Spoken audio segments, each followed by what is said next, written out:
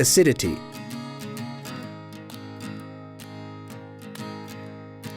Acidity in wine makes it refreshing, alive, and delicious.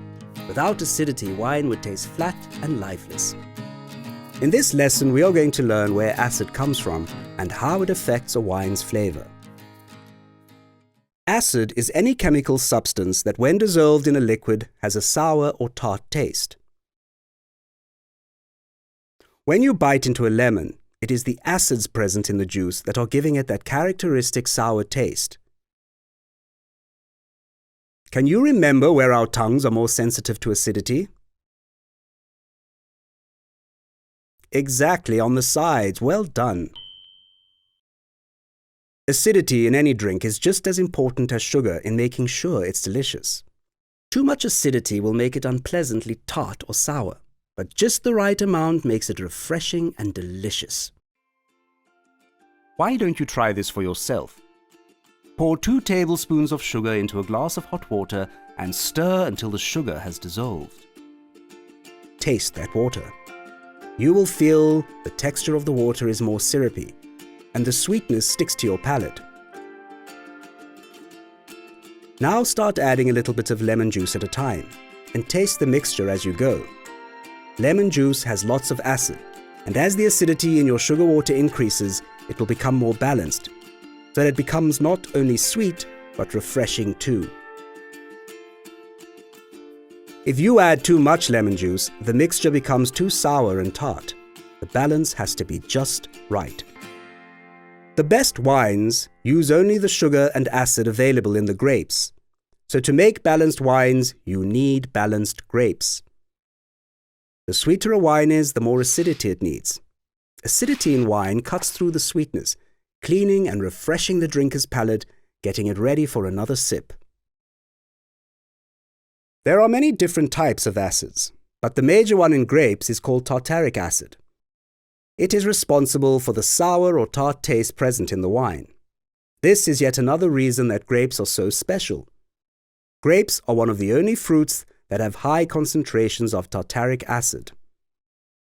As grapes ripen in the summer months and photosynthesis is creating the sugar that gets sent to the berries, the sugar increases and the acidity decreases. This is why underripe grapes are very tart and sour, and overripe grapes are sweet, flat, and cloying. We will learn about this later. But the winemaker has to pick the grapes at the right time when the sugar and acid inside the grapes are just at the right amounts. Acids in wine also play another very important role. The world is full of all sorts of bacteria, germs, and other little nasties. This is another of wine's miraculous traits and made it so important to the first wine drinkers.